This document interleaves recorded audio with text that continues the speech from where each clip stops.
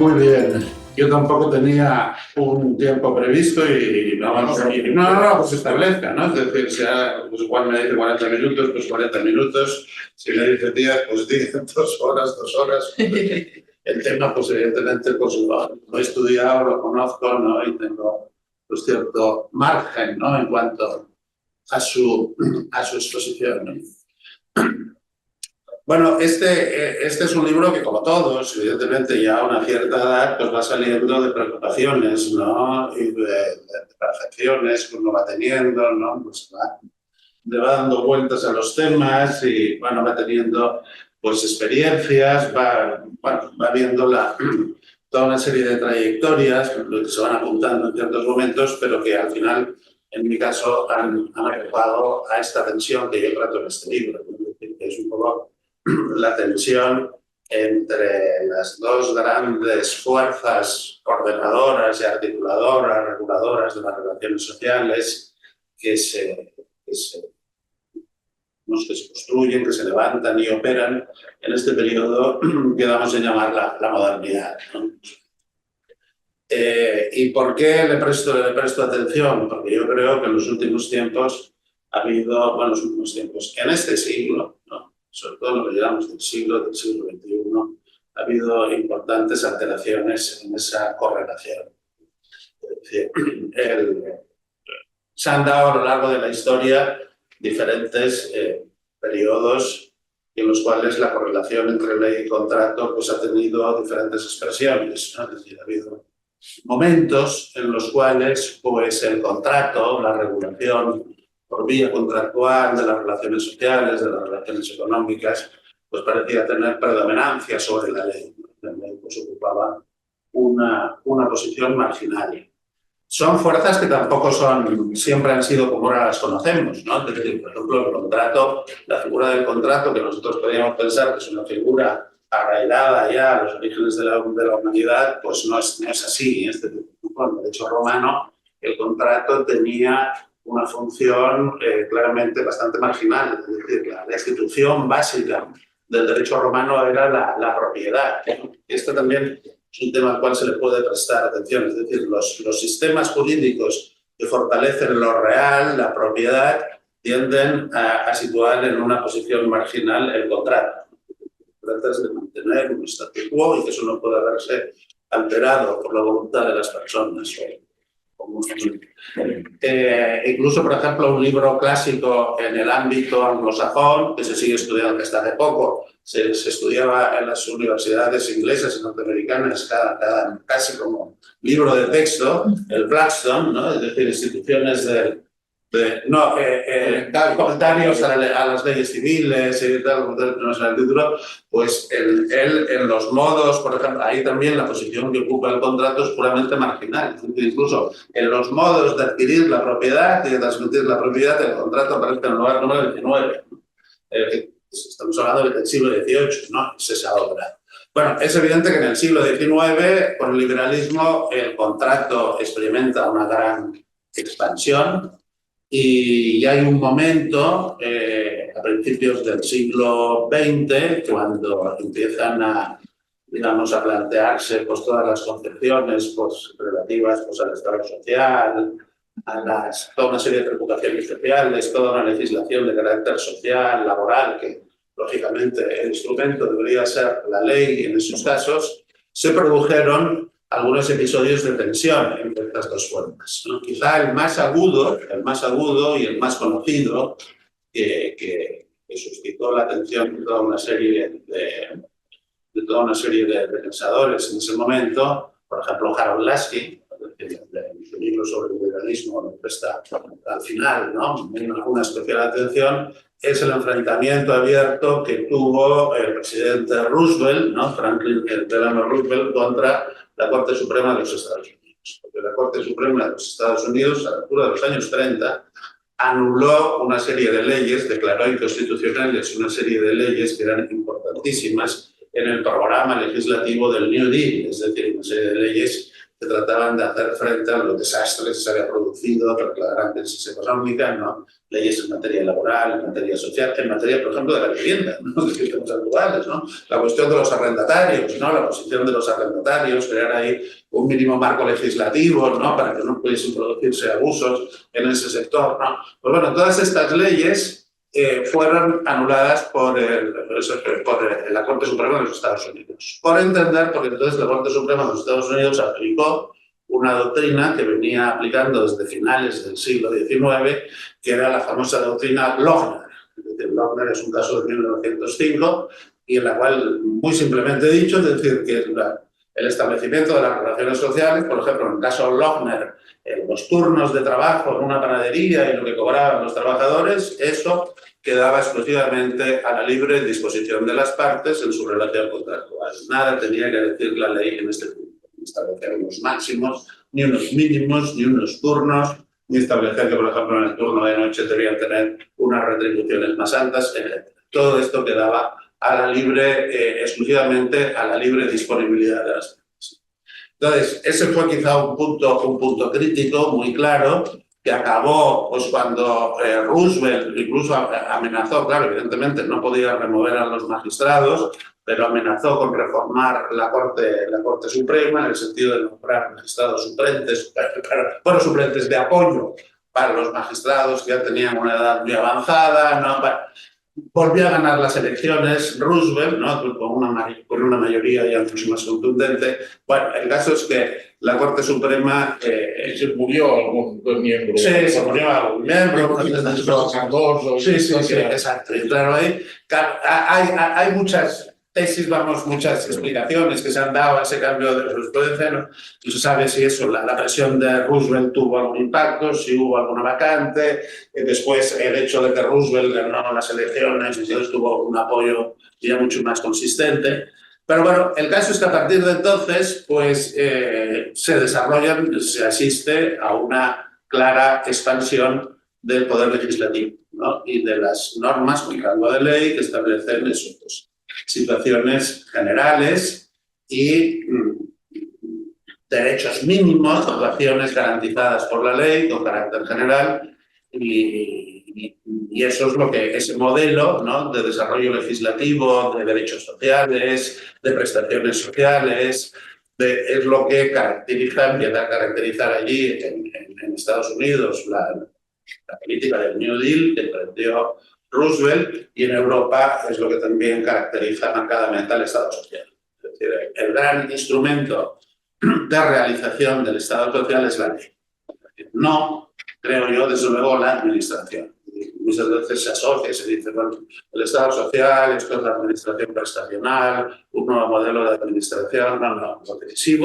Lo decisivo es que hay unas determinaciones claras, precisas por el legislador, que es el que concreta derechos sociales, el que concreta prestaciones, y después, digamos, la realización de las mismas puede ser por la administración o puede ser también por los particulares. Es decir, el mandato también se extiende también a los particulares, que es lo que ahora se está manejando un poco ante la crisis del Estado social, porque a lo mejor quizá ese Estado social ha basculado excesivamente en torno a la administración y ahora lo que se pretende desde algunas concepciones, desde las concepciones del llamado Estado garante, es que la función del Estado no sería tanto la de prestar directamente estos servicios o ofrecer directamente estas prestaciones, sino de garantizarlas. Entonces, a lo mejor eso se podría exigir también al ámbito particular, lo que está planteando muchos temas, por ejemplo, yo que sé, el tema del bono social en materia energética, bueno, toda una serie de cosas. Hay una gran expansión de la ley, por tanto, en los años 40, 50, 60, 70, es decir, quizá llega un poco a la cúspide. Hasta tal punto de que en Estados Unidos, en esos años, en los años 70, se manifiestan algunas voces muy críticas contra esta expansión de la regulación legal y de la regulación. Ahí aparece un libro que marca que se habla de auge y caída del contrato, ¿no? El auge que era el siglo XIX y tal, y que después ahora había. Cuando estuvo José Juan en Barcelona, en mi facultad, en este seminario, en el cual un seminario muy interesante sobre Rawls, ¿no? La izquierda rawlsiana, él ahí deslizó un dato que yo desconocía, ¿no? Pero que cuadraba plenamente con estas ideas. Dice que él decía que la teoría de la justicia de Rawls, pues había que entenderla también en el momento en que aparece. Yo creo que aparece en el año 71, ¿no? Y dice, en esas épocas, decía, se había estudiado, en los años 70, es cuando existía, digamos, se alcanzó una mayor igualdad en Estados Unidos. Fue por ese momento. Y coincide también plenamente con esta expansión de la ley, ¿no? Es decir, esta afirmación a través de prescripciones legales con carácter general de toda una serie de derechos, de toda una serie de prestaciones, de la posibilidad de acceso a la educación, a toda una serie de servicios que estaban también mediante leyes muy sólidamente garantizadas. A partir de ese momento, a partir de los años 70, bueno, entonces eso coincidía con esa expansión de la ley, esa expansión de la desigualdad, esos movimientos críticos que ya asomaban diciendo que la ley está como colapsando la libertad contractual, ¿no? Es decir, están dejando al contrato como sin aire para respirar, ¿no? Y en Europa también se registran, en Francia, pues después lo he descubierto, algunos más tímidos que en Estados Unidos, algunos movimientos críticos sobre esa excesiva, lo que consideraban excesiva expansión legislativa y lo que eso suponía de arrinconamiento, ¿no? De esa otra fuerza de ordenación social que se nota. Pero todo esto comienza a cambiar claramente a partir de este siglo, del siglo XXI. El siglo XXI comienza con toda una serie de indicios muy significativos en muchos frentes. Es decir, por ejemplo, si hemos hablado antes del frente académico, ¿no? Los libros, ¿no? Ahí aparece, justo en el 99, otro libro en Estados Unidos que es una réplica de aquel. Es decir, que viene a decir caída y auge del contrato. Es decir, un libro de varios autores que lo que pretende es el relanzamiento del contrato. Es un libro de varios autores muy influido por el movimiento del análisis económico del derecho, entonces están en boga, y ahí se apuntan ya algunas cuestiones sorprendentes, interesantes. Es decir, fundamentalmente lo que se trata es de todo ese libro, digamos, en el fondo de todos los trabajos, en el fondo lo que viene es un poco a alterar la correlación, la posición que ocupan ley y contrato. ¿En qué sentido? Nosotros tradicionalmente pensamos, y podemos seguir pensando, se piensa generalmente que la ley es el marco del contrato. Hay un contrato, una libertad de disposición de las partes, ¿no? De contratación, la autonomía privada, pero todo eso se desarrolla en un marco legal. Es decir, la ley es el marco. Entonces, ahí en ese libro se venía a alterar esta secuencia. No. El centro es el contrato y desde el contrato se puede elegir la legislación. La legislación legal. Entonces, esto, claro, se estaba pensando quizá en Estados Unidos, en un sistema federal con diferentes estados, diferentes legislaciones, y también se hablaba en ese libro, claro, inmediatamente se introducía el tema desde el análisis económico, la competencia entre los legisladores.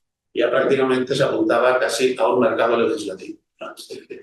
Hay unas leyes y tal en las cuales pues, yo puedo elegir las que más me convengan. Pero el centro, digamos, es el contrato, el centro ordenador. Y a partir de ahí se le va a dar también mucha fuerza al contrato como instrumento de ordenación normativa.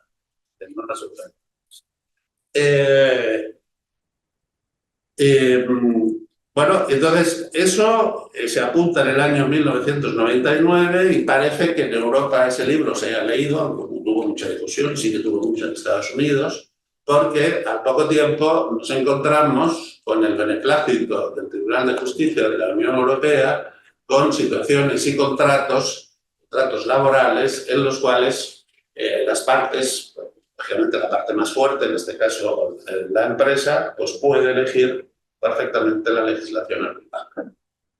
Entonces, así, a partir del 2006, 2007, en principios del siglo XXI, el Tribunal de Justicia de la Unión Europea viene a reconocer en diversas sentencias que, por ejemplo, casos reales pueden trabajadores rumanos perfectamente trabajar en Alemania, pero sujetos al régimen laboral rumano, no en alemán. Trabajadores letones trabajando en Suecia, sujetos al régimen letón. Es decir, eso hay, lo han calculado en términos retributivos, podría ser que las retribuciones de esos trabajadores en Alemania, por ejemplo, serían más o menos la mitad de lo que son las retribuciones de los trabajadores alemanes en Alemania. Es decir, se empieza a jugar en esta línea y a principios también del siglo XXI, hay una serie de episodios que resultan también muy significativos, ¿no? Por ejemplo, en 2008 estalla la famosa crisis económica, cuyos efectos todavía llegan, posiblemente la más dura después de esta que nos comentaba, el carácter 29, en el cual se planteaba aquella el New Deal y todo sabido y tal, la crisis financiera, que no es una crisis económica, que se dedica a la crisis financiera del 2008, en la cual el gran público pudo saber y pudo conocer que en el epicentro de esa crisis, desde la edad de esa crisis, pues había una serie de nuevas figuras contractuales. Eran los swaps, los que se llaman derivados, que eran en definitiva el resultado de una nueva y sofisticada ingeniería contractual. Ingeniería financiera contractual, con una serie de figuras contractuales que no se habían visto nunca. Es decir, contratos que tenían como objeto otro contrato. Es decir, esto, el profesor Galgano en Italia declaraba, decía y tal, lo dije en un libro que durante siempre se había pensado en el contrato como un instrumento de transmisión de la riqueza, ¿no? Pero nunca como un instrumento en sí mismo, el mismo generador de la riqueza. Es decir, los swaps son contratos especulativos que se constituyen sobre otro contrato que se llama el subyacente, una hipoteca o un préstamo a estudiantes universitarios. Esto era también otro.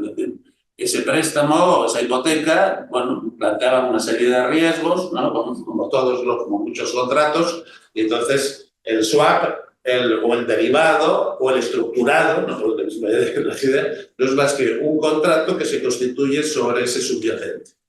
Y ese contrato, el contrato constituido por arriba, tiene, por así decirlo, vida propia y se ingresa en el sistema financiero. Y eso se vendía y se vendía a los ahorradores, y se vendía tal, ese tipo de cosas. Bueno, eso está. O sea que el contrato ha mostrado, como es propio de él, que no tengo absolutamente nada en contra del contrato, ¿no? Es un instrumento fantástico, lo es y lo ha sido en la articulación de las relaciones, ¿no? Pero aquí se ve que hay todo un desarrollo tecnológico, hay una tecnología contractual nueva, muy avanzada, que no sigue el mismo progreso en el caso de la ley.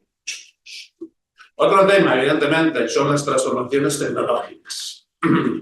Transformaciones tecnológicas que juegan claramente en favor del contrato, es decir, son un viento a favor suyo, pues el contrato se muestra siempre, se está mostrando ahora particularmente mucho más dinámico, con mucha más capacidad de adaptación que lo que es la ley, las normas convencionales, los reglamentos, etc. El contrato tiene una mayor capacidad de adaptación, de innovación, y lo hemos visto.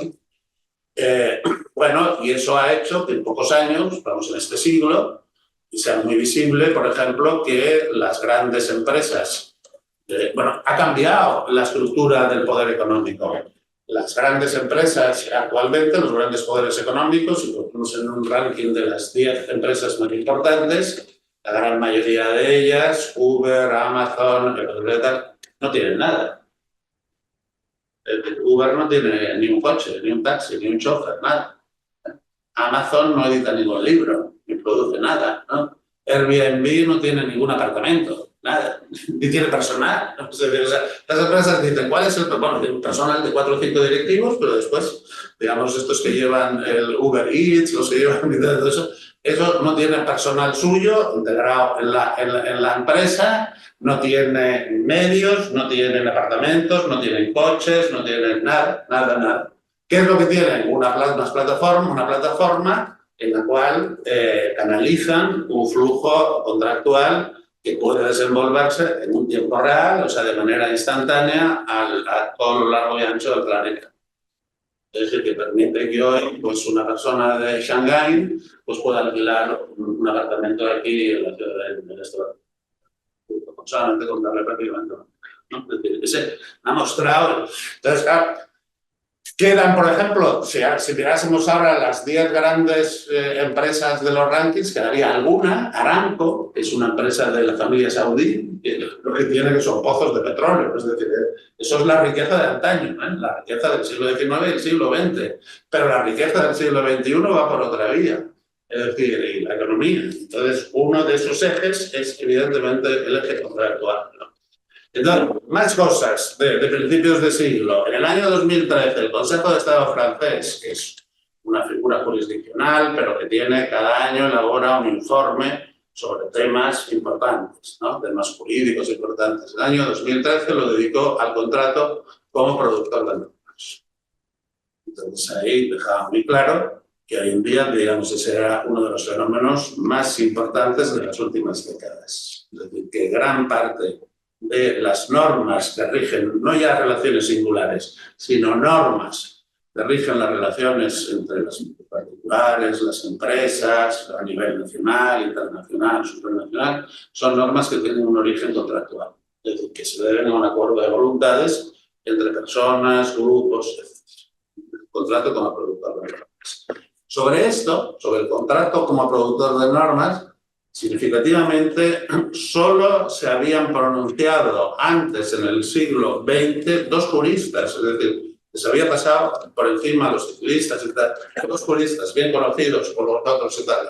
Kelsen, en un librito que unas conferencias que iba a dar en México, entonces tienes mexicano, Kelsen, y Santi Romani, es decir, hablando de la economía y tal. O sea, estos 2 fueron los 2 que primeramente vieron en toda su profundidad el potencial que tenía el contrato como elemento productor del normas. Entonces, pues toda la autorregulación, actualmente existen pues, muchas normas que rigen aspectos tecnológicos, sociales, económicos, éticos, por ejemplo, todo lo que son códigos de conducta, ¿no? de decisiones y tal, que tienen un origen exclusivamente convencional.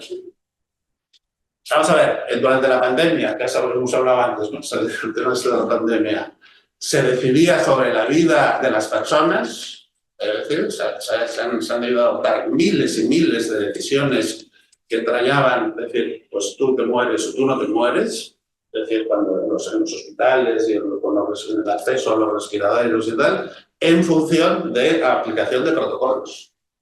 De aplicación de protocolos que se han resultado pues, de un acuerdo que llegan pues, las clínicas. Bueno, entonces habría que ver entrar eso cuál es el origen de ese protocolo y cómo se ha elaborado. Pero desde luego el cirujano o quienes estaban ahí decidiendo a quién se le podía aplicar el aspirador, el oxígeno o no decidían en base a la Constitución, ni en base al Código Penal, ni en base a ninguna ley. Decidían exclusivamente en base a un protocolo. Y ese protocolo pues, fue elaborado pues, de muy diversa manera. Es decir, a lo mejor en ese hospital, pues, los médicos convinieron y tal, tendrían su sección, tendrían no sé qué, y pues bueno, vamos a ver el protocolo. En otro hospital a lo mejor tenían otro, no lo sé, no lo he estudiado, ¿no? Pero ese sistema, a lo mejor aquí en Cataluña, desde la propia administración sanitaria se elaboraron unas normas, no lo sé, pero desde luego gran parte de esas normas, con ese contenido tan decisivo como determinar quién vive, quién va a vivir y quién no va a vivir, eran normas de carácter convencional.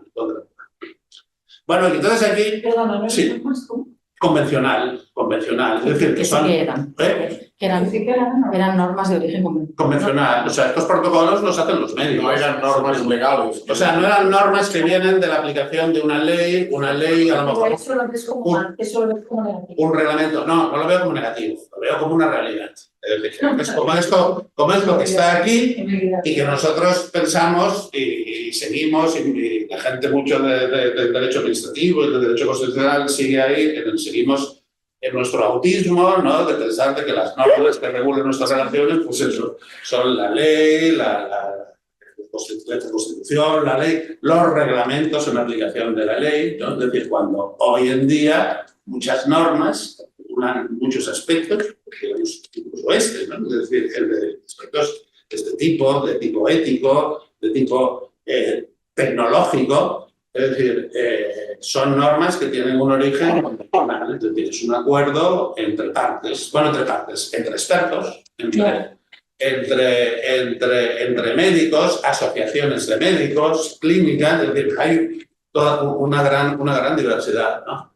Que en definitiva lo que ofrecen aquí en este caso es cobertura a la decisión del cirujano. Porque él también quiere tenerla, ¿no? Claro, yo soy cirujano, estoy en un hospital, soy el jefe del servicio de no sé qué, y tengo que decidir a quién le ponemos respiradores y a quién no le ponemos respiradores, pues quiero tener, digamos, al menos una norma o algo que me diga, pues un criterio, ¿no? Pues a partir de tal edad, tienen preferencias, te lo respeto. Pero claro, esa norma que está decidiendo sobre la vida de las personas no es una ley ni una ley orgánica, es un protocolo que ha sido elaborado por los expertos. Bueno, eso sería otro mundo, ¿no? El mundo es de las normas convencionales, que hay algunas que después son asumidas por el derecho positivo, ¿no? Es decir, o el derecho positivo muchas veces se remite a normas convencionales concretas, pero bueno, ese es un sector que está clarísimamente en expansión, ¿no?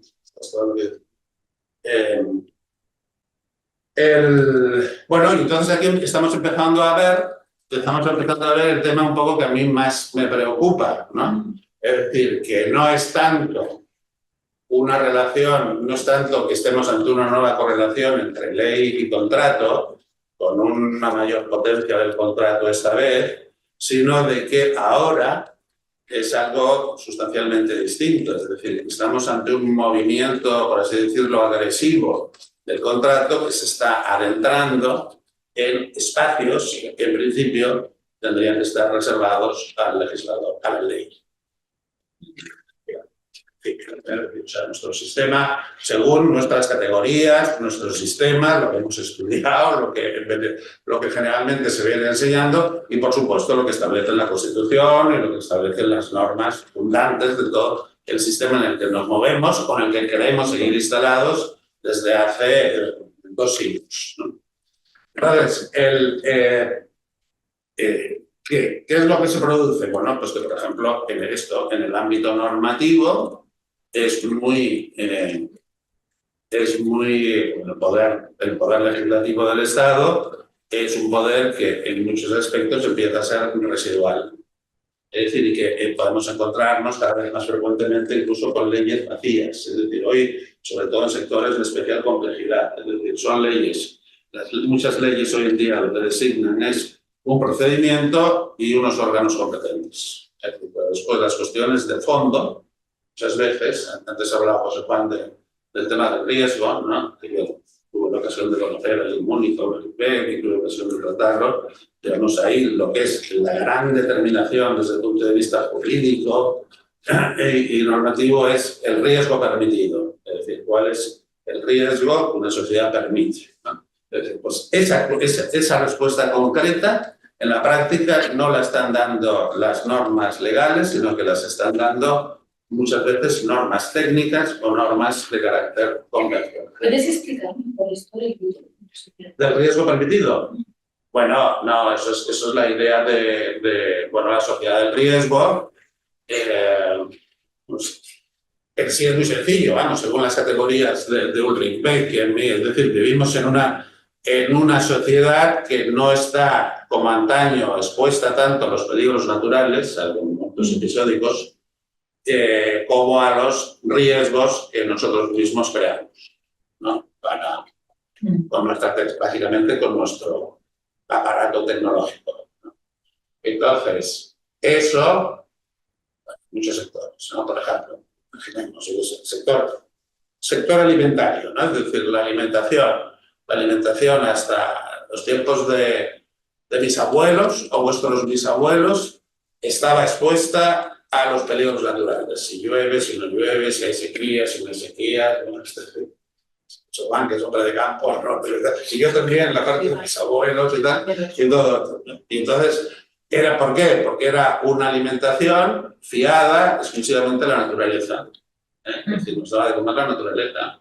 Yo sé de experiencias suyas ahí por Tortosa y tal, campo, parte de mis abuelos por ahí por Cantabria. Y desde Alcanar, Yo soy más todavía. De Alcalá, de Alcanar. El Canal, por ahí, de las casas de Alcanar. Sí. Yo crecida. Sí. Fíjate, pero tú a lo mejor eso ya no lo has conocido, porque ya era otro. Pero yo conocí en casa de mis abuelos, allí en Cantabria, cuando yo tenía 14 años, me lo pasaban grande en los veranos, pues ellos tenían caballos, tenían de todo. Yo recuerdo, eso lo he reciclado más tarde, ¿no? Incluso lo he puesto en algún prólogo de un libro de seguridad alimentaria. Yo recuerdo que todo lo que se comía en aquella casa, después lo recordaba, tenía una procedencia de 200 metros alrededor. No, yo vivo de eso. Sí, la carne, la huerta, la tal, esto, incluso el pescado, que a veces estaba próximo, llegaba y todavía se movía, ¿no?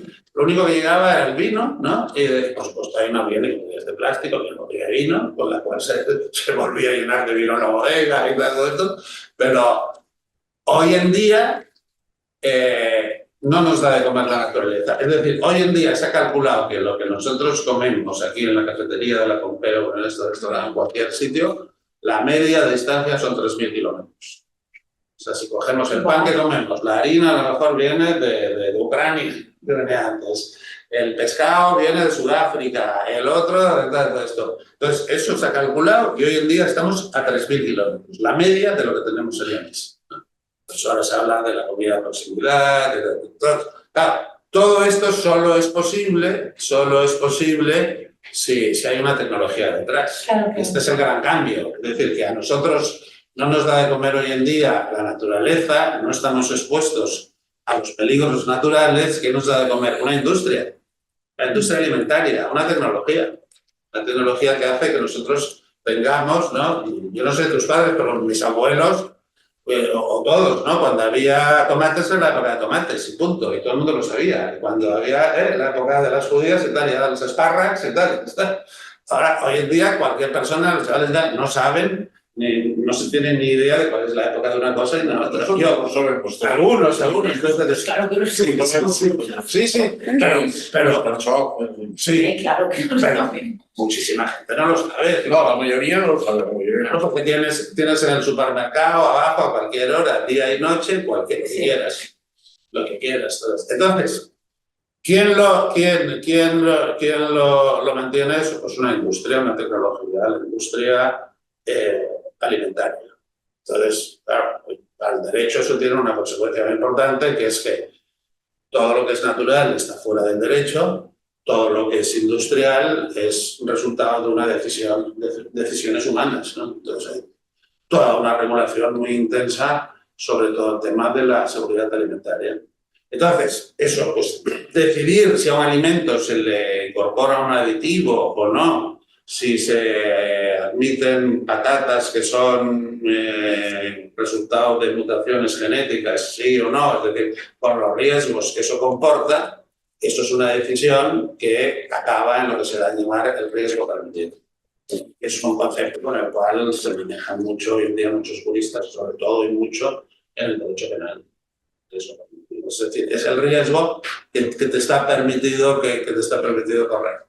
Y eso se aplica, por ejemplo, a una operación quirúrgica. Pues sí, claro, entonces por eso, y entonces de ahí viene lo otro, los protocolos. Es decir, si un cirujano se ha movido, la compliance y tal, si te has movido en el nivel de riesgo permitido. Si te mueves más allá de alguien que asume riesgos más allá de lo permitido, que es un imprudente. Entonces ese es un riesgo que varía y se mide en muchos casos por estas normas también de origen contractual. Se llaman aquí, en el caso de las operaciones, habréis oído las lex artis, ¿no? Las lex artis, que tampoco son muchas veces generales, ¿no? Porque es lo mismo, no es lo mismo lo que puede hacer un cirujano en un gran hospital que lo que puede hacer un cirujano en lo que eran antes las enfermerías de una plaza de toros, ¿no? Por ejemplo, claro, los medios que tienen son distintos y por lo tanto el nivel de riesgo es distinto al que se le puede permitir en un caso y en otro. Entonces, ese es hoy en día un concepto muy importante. Es decir, el riesgo permitido, que es eso, luego hay que ver cómo se adopta esa decisión, que varía, yo qué sé. Pues tener energía nuclear o no tener energía nuclear. Esa es una decisión que en definitiva estás decidiendo sobre si permites o no permites los riesgos de la energía nuclear. Hay países que lo han decidido y hay países, por ejemplo, Italia, rechazó el riesgo de energía nuclear y lo rechazó a través de un referéndum hace años. Cierto punto, porque luego tiene Francia que está llena de centrales nucleares, ¿no? Pero quiero decir que son decisiones que podemos, que se pueden tomar. ¿Por qué? Porque todo lo que es el riesgo tiene su origen en una tecnología y detrás de la tecnología está la acción humana. Y sobre eso se puede decir.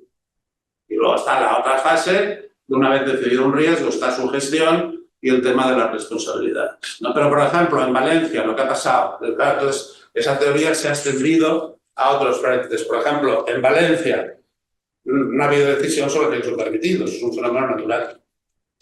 Pero claro, lo que sí que se están aplicando son las otras fases de la regulación de riesgo, que es la de la gestión y la de la responsabilidad.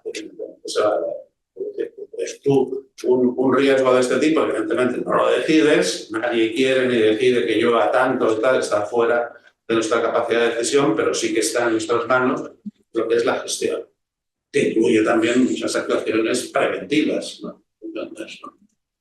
Bueno, pues, claro, todo lo que es riesgo permitido, hoy en día en muchos sectores no están, que los penalistas lo utilizan muchísimo, eso no está para nada en el Código Penal. Está en normas técnicas, normas tal, que te van a decir, pues ahí cómo se tenía que haber actuado, cómo no se ha actuado, si el cirujano actuó dentro de las lex artis o si no, si hubo delito de imprudencia o si no lo hubo. Entonces, no solamente en este campo, si queréis, yo creo que ya se pueden ir planteando. Vamos a ver, voy a dejar el tema un poco medio encarado. No solo en el tema normativo se está produciendo esta expansión de fórmulas de tipo contractual, ¿no? Está muy claramente en el ámbito también, en otro de los grandes referencias del Estado, que es el Poder Judicial. El Poder Judicial y la Administración de Justicia, ¿no? Entonces aquí la entrada de fórmulas contractuales se está produciendo de manera absolutamente estrepitosa. ¿En qué sentido? Bueno, en el sentido de que, vamos a ver, no es ninguna novedad, que siempre ha existido la posibilidad de solventar un conflicto, es decir, no hacer justicia, que es una cosa distinta, es decir, solventar un conflicto por vía contractual. Y eso siempre ha sido con las fórmulas, pues, el arbitraje, ¿no? Fórmula muy extendida, está ahí y es perfecta, que tiene sus ventajas, evidentemente, tiene sus inconvenientes también, pero el arbitraje, la fuerza del arbitraje descansa exclusivamente en un contrato. Las partes convienen previamente que el conflicto que eventualmente se pueda suscitar se resolverá mediante un arbitraje por árbitros que designarán las partes de común acuerdo. Punto. Ya está. Entonces, todo ahí deriva del contrato. Pero ¿qué es lo que ocurre? Que la expansión contractual se está produciendo en otros frentes también judiciales. Uno de ellos, por ejemplo, muy significativo, es el que ahora se empieza a conocer como los contratos procesales. Contratos procesales es una realidad muy extendida en la práctica política, que nosotros como estudiosos desconfiamos. Pero ni siquiera los prácticos desconfiamos. Claro, yo lo que estoy tratando de hacer es de poner en relación toda una serie de fenómenos que muchos, desde su peculiar perspectiva, han advertido, pero quizás no se han dado cuenta de la dimensión sistémica que ello tiene. Entonces, ¿qué es lo que ocurre en la actividad profesional y en muchos despachos profesionales? Que hay una cada vez más amplia negociación y que en esa negociación entra también la propia legislación. Es decir, es muy frecuente, por lo que ser relativamente frecuente, que muchas personas y muchas relaciones se exista a las partes a la renuncia de toda una serie de derechos legalmente reconocidos o incluso constitucionalmente reconocidos. Eso sería cierto. Esta renuncia a códigos civil, y no solamente legalmente reconocidos, sino a leyes, e incluso a leyes tan importantes como el Código Civil. Es decir, hay muchos contratos en los que se dice que las partes renuncian a la aplicación del Código Civil.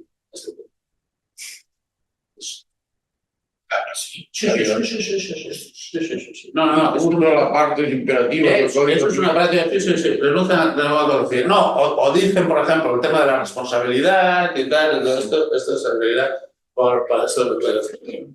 Renuncian a las determinaciones del Código Civil. ¿Por qué? Porque para ese contrato se van a establecer, en esa relación se van a establecer nuevas normas. A lo mejor es, como veíamos en ese caso, pues la legislación laboral rumana, ¿no? O normas que las partes han convenido o que ese sector industrial ha establecido. Es decir, que hoy en día, digamos, lo que se hace en la práctica jurídica no tiene mucho que ver con lo que es el sistema jurídico que nosotros, en el cual nos queremos seguir instalando. Entonces, una de esas prácticas, por ejemplo, es la que se conoce como los contratos procesales. Entonces, los contratos procesales, entonces, ¿cómo sabemos de esto? Pues sabemos de esto, pues a lo mejor por alguien que se ha movido en ese mundo profesional, que después ha salido, no le ha gustado, lo que sea y tal, y se ha incorporado a la universidad. Y ha escrito, por ejemplo, un profesor de Madrid y tal, que trabajaba en un despacho, a la universidad, se ha ido a la universidad, escribió una tesis doctoral, los contratos procesales. Entonces, los contratos procesales son contratos prácticamente sobre todas las fases de un proceso civil. Y consiste en que las partes, digamos, hay contratos procesales, se puede hacer toda una categorización. Evidentemente, eso no está en ninguna ley ni nada, es una categorización que ha hecho este profesor, ¿no? Es decir, hay contratos procesales sobre qué? Sobre los hechos, sobre los medios de prueba, sobre los medios de ejecución de las sentencias, sobre las medidas cautelares que se pueden pedir y las que no se pueden pedir. Es decir, hay una legislación procesal, pero luego esa legislación, las partes la reconforman contractualmente a su antojo. Y entonces dicen, no, solamente se podrán, en este eventual proceso que podamos tener ante los tribunales, solamente se podrá pedir que los tribunales conozcan de estos hechos. Medios de prueba, pues a lo mejor el registro civil no podrá utilizarse como medio de prueba en este caso, o determinados documentos. Recursos contra las sentencias, solamente habrá un recurso, o ninguno. Es decir, contra lo que nos diga el tribunal, el juez sea el que vamos, no habrá sentencia. Es decir, es una auténtica feria contractual. Dices, aquí yo conformo a mi manera los hechos, los medios de prueba, los medios de ejecución, los recursos que puedo interponer, etc. Y todo eso lo defino contractualmente. Claro, lógicamente eso supone un traslado de lo que antes se hacía en el tribunal a lo que ahora se hace en un despacho de abogados, ¿no? Las partes ahí negocian y tal. Bueno, el gran problema que se puede plantear es la validez también de esos contratos o de esos acuerdos, ¿no? Bueno, no lo sé, esta es otra cuestión, ¿no? Esta es una realidad que se da y está cada vez más extendida. En el ámbito penal, bueno, pues en el ámbito penal tenemos ya cada vez más extendida la negociación. En gran parte en Estados Unidos, que es donde esto se empezó, en un amigo, el profesor Barnes, que escribió un libro hace ya 20 años que se llama La muerte del proceso penal, ¿no? O del American Trial, por ejemplo. Es decir, ese juicio del cual se nutren muchas películas de Hollywood y que nos puede dar, ¿no? Ante el jurado, ¿verdad? Esto ahora debe ser, cuando él escribió este libro, era el 1% de los casos. Ahora debemos estar en el 0,5% de los casos. Es decir, eso quiere decir que el 99,5% de las personas que están en las pensiones norteamericanas están ahí no por una sentencia judicial, bueno, sino por un acuerdo que adoptaron con el fiscal, que su abogado adoptó con el Ministerio Fiscal. Entonces, Esto está En evidente. España muchos. Y en España muchos y cada vez. 60%. Cada vez. 60% Cada vez más. España, sentencias de conformidad. Santo de conformidad. Este es el término. Este es otro tema importante. Y es que la terminología contractual es también muy flexible y muy elusiva. Es decir, aquí no se dice un contrato, no está aquí con un contrato, sino con una sentencia de conformidad. Una sentencia de conformidad es que el juez ratifica lo que han acordado las partes. En Estados Unidos hay que tener en cuenta una cosa. Primero, que eso muchas veces no llega. Evidentemente allí es donde se iniciaron estas. Pero la Corte Suprema de los Estados Unidos ha dicho muy claramente que todo este tipo de negociaciones y fórmulas, se las llame como se quiera, dice, son essentially contracts. Es decir, son contratos, no hay ninguna figura nueva. Es un contrato. Llámale conformidad, llámale acuerdo, llámale avenencia, llámale, es decir, la terminología, el léxico que podríamos encontrar sería aquí riquísimo y difuso. Pero eso son contratos.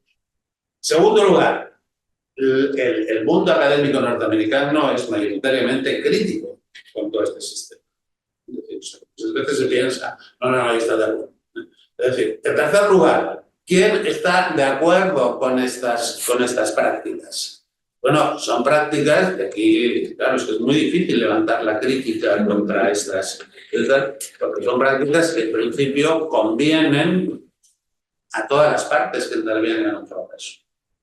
A mí los procesalistas me dicen que aquí, cuando esto llegó a España, los jueces pusieron el grito en el cielo. Es decir, como nosotros, que somos jueces y que tenemos que conocer, vamos a tener al final simplemente que firmar un acuerdo que alcanzaron el fiscal y tal. Hoy, por lo visto, están encantados. Y lo primero que piden ante cualquier proceso penal es lleguen ustedes a un acuerdo. Y si el abogado insiste, ¿no?, que quiere juicio, ya en principio se va a encontrar como un juez y tal con una cierta reticencia. ¿Por qué? Porque me va a hacer trabajar. O si te quieren términos más nobles, se va a colapsar el sistema judicial, no podemos dar abasto. Es decir, que ese sistema de conformidades está perfectamente estudiado y en Estados Unidos se ha diagnosticado, es un sistema que conviene perfectamente a los jueces, que evidentemente lo único que tienen que hacer es prácticamente firmar y supervisar el acuerdo, que ahí no se han producido irregularidades ni ha habido presiones, etc. Conviene, por supuesto, a los abogados, conviene, por supuesto, a los fiscales y conviene, por supuesto, por supuestísimo, a muchos acusados, por supuestísimo. Es decir, porque negociando van a conseguir una rebaja de la pena significativa. Por supuesto, a acusados que pueden contar con abogados que ven los. Solo tiene un punto débil en el plano subjetivo, que es el inocente. Ese es el único punto crítico. Es decir, es un sistema que permite, es decir, no lo impide, es decir, no garantiza en ningún momento que una persona que no ha cometido unos hechos, que no ha de todo esto, se vea por las presiones en que se encuentra en la conveniencia de reconocer algo, porque le están amenazando que si eso no lo reconoce le pueden caer 20 años de cárcel. Ese es el único punto crítico. Y la categoría de la justicia sería un punto a considerar. Sin perjuicio de que después con ese se hace tabla rasa de muchos derechos constitucionales, que no sé cuándo se aprobó la Constitución en las grandes conquistas, por ejemplo, el derecho a no declarar contra sí mismo. Entonces, la presunción de inocencia, ustedes prueben que ya se está negociando con este derecho. Es decir, oiga, yo declaro que he cometido esto, que a lo mejor no lo he cometido, pero, digamos, pertenezco o soy amigo de una organización criminal que me pueden meter ahí, pero que digo que lo he hecho porque si no me pueden caer a lo mejor pues 10, 15 años. Y de esta manera me van a salir no sé qué, o un año, una condena que no voy a entrar en prisión. Este es el tema. Bueno, para que veamos que, bueno, y en el ámbito administrativo exactamente lo mismo.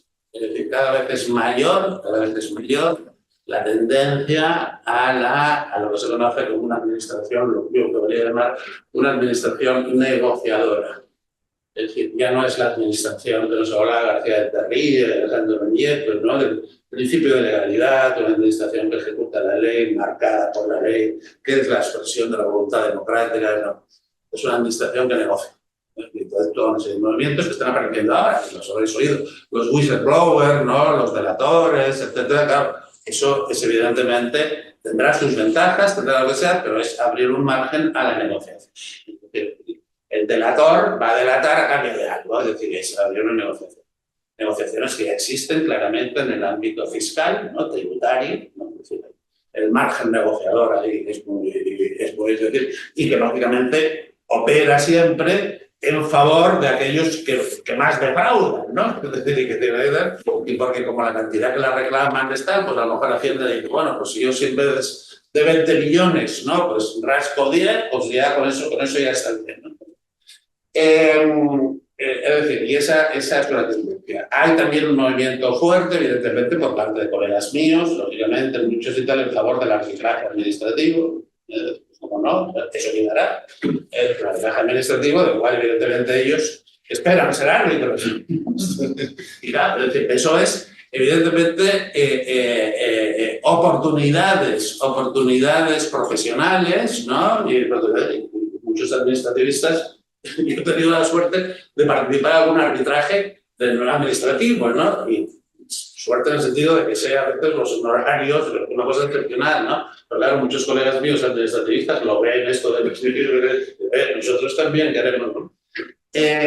Pues para que vean que esto no es imaginación mía, sino que ahora si queréis ya podemos empezar a dialogar y que la realidad va mucho más allá de nuestras apreciaciones. Esto es algo que yo llevo comprobando en todo este siglo, del siglo XXI, que vengo más o menos trabajando sobre estos temas. ¿No? A principios del XXI yo trabajé en todos los temas, en todo el tema de la autorregulación, ¿no? Cuando algunos colaboradores, una reserva internacional hizo un trabajo magnífico, ¿no? La autorregulación regulada, ¿no? Sí, es una profesora de seguridad. Sí, sobre la autorregulación. Bueno, nos quedamos cortos. Es decir, nosotros pensábamos que esto de la autorregulación, pues eso está avanzando y tal, pero claramente nos quedamos cortos. Es decir, esto se ha avanzado muchísimo más, por ejemplo, en el ámbito penal, lo que comentabas tú, la compliance, un sector, el penal, que se parecía que iba a estar exclusivamente bajo el dominio de la legalidad. Bueno, nos seguimos quedando cortos. Ahora, el día 19 de este mes, o sea, de abril, parece que se aprobará una ley orgánica de medidas en materia de eficiencia del servicio público de la justicia. En el término, ¿no? El término ya es sorprendente, servicio público de la justicia. Claro, si se adoptan las categorías del servicio público, pues ahí también podemos hablar de una gestión directa del servicio público y una gestión indirecta del servicio público alternativa. Pero tiene, evidentemente, todo gira en torno a volcarse sobre las fórmulas contractuales. Se llaman de muchas maneras. Con alusiones desconcertantes también a los grandes planteamientos filosóficos. Se dice aquí los tribunales, dice en estos mecanismos, ahora aquí el título de tal, los mecanismos imprescindibles del servicio público, de una justicia sostenible, no todos los métodos de negociación, ¿no? Y entonces en el derecho comparado se cumple la máxima, yo la desconocía esta, la máxima de la ilustración y del proceso codificador, que antes de entrar en el templo de la justicia se ha de pasar por el templo de la concordia. Yo no sé si esto lo ha dicho o suena de algo. No me suena de la concordia está, que a mí me gusta, en los frescos, pero esto es la media todavía, sí. En los frescos de esto del buen gobierno de Lorenzetti en Siena. Ya, sí. Ahí hay la figura de la concordia, ahí sí, pero yo creo que la concordia no es un personaje de la ilustración. No, ni tampoco creo, digamos, porque fíjate, aquí se os ha leído, dice. Es todo un sistema que se enmarca dentro del movimiento, que la filosofía del derecho, es decir, el sistema al cual que se quiere llegar, denomina la justicia deliberativa. Bueno, yo conozco más democracia deliberativa. Sí, pero hay también sí. Ahora, esto sí que hay, sí. Bueno, pues en el cual, pues todo ¿Pero para qué lo hacen? Explícanos. Esto es... No, esto evidentemente, vamos a ver, evidentemente. ¿Qué están pretendiendo? No, eso es cierto. O sea, la justicia, evidentemente, es una justicia que está colapsada, es decir, que acceder a la justicia es, primero, que cuesta dinero, después también, pero todo esto se ha dado siempre, ¿no? Después que, evidentemente, pues yo qué sé, por ejemplo, consumidores, pequeñas cantidades y tal, multas de tráfico, lo que sea, ya, pues, acceder a la justicia, eso, pero eso siempre ha existido, ¿no? Pero esto es, dice, se debe recuperar la capacidad negociadora de las partes con la introducción de mecanismos que rompan la dinámica de la confrontación y la crispación que invaden nuestros tiempos las relaciones. Yo no sé eso. No sé qué es que la justicia liberativa. Y luego, por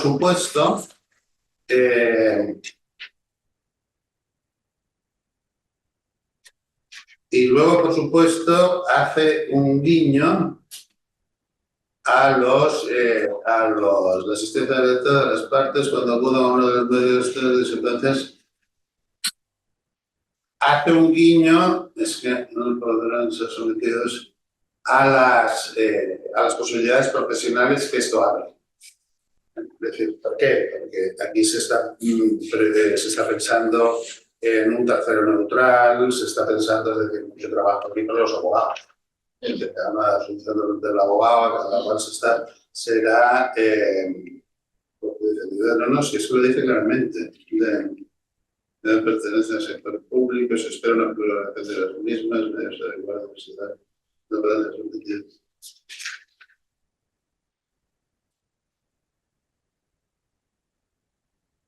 Como servicio público, documento de la ciudad, es decir, se hace o sea, se prevé la figura del tercero neutral, se generaliza la mediación del abuso del servicio público, y que evidentemente se abren aquí, lo dice claramente, pues toda una gran vía de expansión profesional, pues en favor de esto es un tema delicado, pero claro, el otro tema también, de la justicia convencional, también habría vías profesionales. Esto ya está aprobado. Esto creo que es 19 de este mes. O sea, aquí tenéis material con la justicia deliberativa. No sé quién ha sido el autor del... Alguien que pretende tener alguna... Sí, al menos lo pretende. Es una barrera, ¿no? Es una barrera de eso, del sector público, la justicia deliberativa. Bueno, pues bueno, esta es una...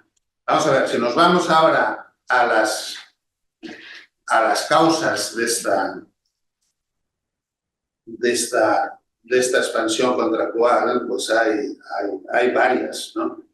Es decir, yo creo que una de ellas, digamos, hay elementos que la dinamizan, ¿no? Desde luego la tecnología actúa claramente a su favor, ¿no? Pero después yo creo que hay otras razones más profundas, ¿no? Es decir, yo creo que hay una pérdida bueno, lo que decía Lyotard, ¿no? De la posmodernidad, la pérdida de confianza en los grandes relatos, ¿no? La pérdida de los grandes relatos, ¿no? El relato de la justicia, el relato de la igualdad, el relato pues claro, todo esto se desvanece. Es decir, ya todos estos, de entrada, toda esta pseudo-justicia no se presenta como justicia, sino con un léxico que en sí mismo no es neutral, es decir, es la solución de conflictos, ¿no? Ahí la solución alternativa de conflictos. Una cosa es hacer justicia, otra cosa es resolver un conflicto. Es decir, pero son cosas distintas, ¿no? Después, por otro lado, bueno, en la sociología se ha detectado esta realidad, es decir, bueno, luego hay otro tema muy importante que es el aumento, por así decirlo, de la subjetividad. Es decir, vamos a ver, el contrato se está expandiendo por los dos elementos que tiene el contrato. Es decir, un elemento es el elemento objetivo, es decir, qué puede ser objeto de contratación, y hay otro elemento que es el elemento subjetivo, es decir, quién puede contratar y qué facultades tiene, ¿no? Por la parte objetiva, pues esto se está expandiendo. Es decir, hoy en día existen y se plantean, bueno, casos simbólicos pero significativos, por ejemplo, el de los vientres de alquiler, ¿no? Se ha producido, vamos a ver, esto yo creo que es importante en muchos frentes, por ejemplo, en el frente administrativo, que antes me he dejado, este es un tema clave, la ruptura de las situaciones estatutarias. Situaciones estatutarias quiere decir que antes estaba uno sujeto a un estatuto, igual para todos. Por ejemplo, la Constitución tiene 3 estatutos, contempla 3 estatutos, el de los funcionarios, el de los trabajadores y el de los usuarios. El de los trabajadores, pues ya vemos que puede eludirse, es decir, se puede trabajar en España aplicando estatuto rumano. El de los funcionarios, pues ahí siempre ha habido la tensión. El enemigo del estatuto, que es ordenación legal, ¿quién es? El contrario, que es la ordenación singular pactada, es decir, el enemigo del régimen estatutario del sector público es el régimen contractual. Cual tú decides las retribuciones que quieres, los trabajos que quieres, lo que realiza cada uno de ellos. En el caso de los servicios públicos, aquí se ha producido, yo creo, también una transformación muy importante. Es decir, nosotros, antes, esto es un tema clásico de la doctrina administrativista, la situación jurídica de los usuarios. Se convenía que los usuarios tenían una situación estatutaria. Es decir, igual. El servicio que es el público emblemático, que decía León Digui a principios del siglo XX, el servicio de correos. Es decir, una carta te llega al lugar más remoto por el mismo precio. También eran servicios públicos que eran unos elementos de cohesión social. O sea, tú eres francés y como tú eres francés, estás igual como todos los franceses y vivas tú en el pueblo más remoto de los Pirineos, te va a llegar igual la carta de París. Y va a costar lo mismo que una carta de París a Lyon, pues una carta de París al pueblo remoto más próximo. Ese es el régimen típico y estatutario de los servicios públicos. Entonces, todo ese régimen ha cambiado y la gente, los servicios públicos hoy en día, o muchos servicios públicos, se prestan en régimen de competencia, en régimen de mercado, entre diferentes operadores sujetos a una regulación. Entonces, ha prestado mucha atención a eso, ¿no? Es decir, a los cambios que ha habido en los operadores. Pero ha habido un cambio muy importante en nuestra relación con los servicios públicos. Es decir, quien antes tenía, quien tenía, por ejemplo, con Correos una relación estatutaria, tenía con Telefónica una relación estatutaria, tiene ahora una relación contractual, con Orange o con Movistar. La relación es contractual. Entonces eso es muy importante, porque, claro, la desigualdad que puede derivarse del contrato es la desigualdad que proviene de la diferente posición negociadora en que están las partes. Es decir, hoy en día no solamente se renuncia al Código Civil, sino que se renuncia con bastante frecuencia, y eso lo admitió nuestro Tribunal Constitucional y lo vemos, a derechos tan emblemáticos como el derecho de huelga. Es decir, ¿por qué una parte renuncia al derecho de huelga? Pues entre otras cosas porque están negociando con otra parte que o le ofreces este contrato o quedas fuera del mercado laboral, no tienes ninguna opción. Entonces, es decir, que la desigualdad del contrato, es decir, la igualdad es un elemento característico íncito de la ley, pero no lo es del contrato. El contrato no requiere que las partes estén en una situación igual, ni mucho menos, ni que establezcan un régimen igual, ni que requiere ciertos mínimos. Entonces, esa desigualdad hoy en día en que se está manifestando, por ejemplo, en muchos servicios, en los servicios públicos, no lo percibimos. Es decir, nosotros en Barcelona, como usuarios de los servicios públicos, tenemos una posición negociadora, sin saberlo nosotros y sin ejercerla materialmente, pero mucho más fuerte que la de quien vive en un pueblo marginado en la meseta, un pueblo por los moneros. ¿Por qué? Porque nosotros no nosotros, Barcelona, para estas empresas prestadoras, es un sector interesante. ¿Por qué? Porque un chaval con un servicio de paquetería reparte 60 paquetes en una tarde en Barcelona. Si tiene que ir a Cantallops, necesita 2 días. Entonces, el que está en Cantallops tiene una posición negociadora mucho más débil que el que está en Barcelona. Entonces, por ejemplo, todo el proceso de despoblación que se está registrando en muchas zonas, yo creo que esto es un debate que no debe disociarse, ni mucho menos, de lo que está ocurriendo con los servicios públicos. Es decir, con el tránsito de una situación estatutaria, legal, igualitaria, que el servicio llegaba por igual a todas las partes del territorio, a un servicio que se presta en función de del interés, ¿no?, que como usuarios o masa de usuarios puedan tener determinadas zonas en detrimento de otras. Y esto es una realidad que conviene también considerar. Bueno, y después ya en otro tema, y otro tema que apunto, que simplemente que es ya más filosófico y que podemos tratar aquí, es decir, no solamente se ha producido un aumento del objeto del contrato, claro, es decir, hoy en día muchos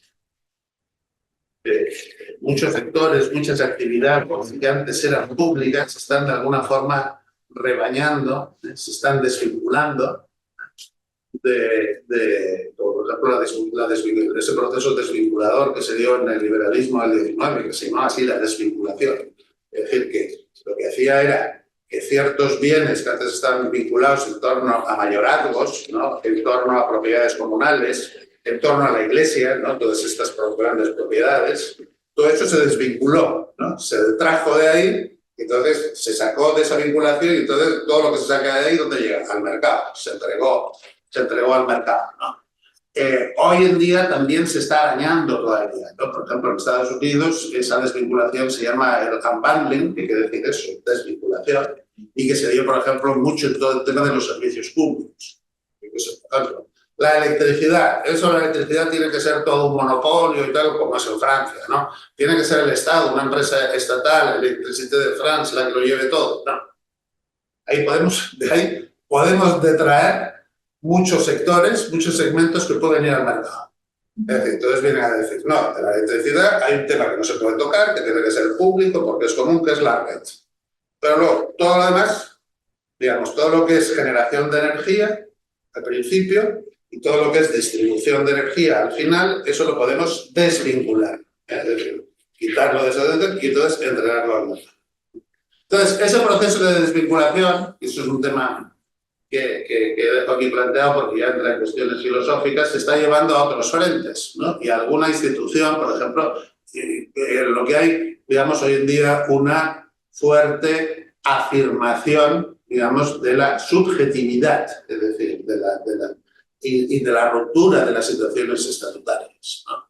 Es decir, uno de esos frentes, por ejemplo, y me quedo aquí, una de esas instituciones que queda en un régimen estatutario, que medio quedaba, ¿no? Es decir, porque el liberalismo clásico del 19 acabó con muchas instituciones estatutarias, ¿no?, con los gremios, acabó con los fideicomisos, acabó con las manos muertas, etc.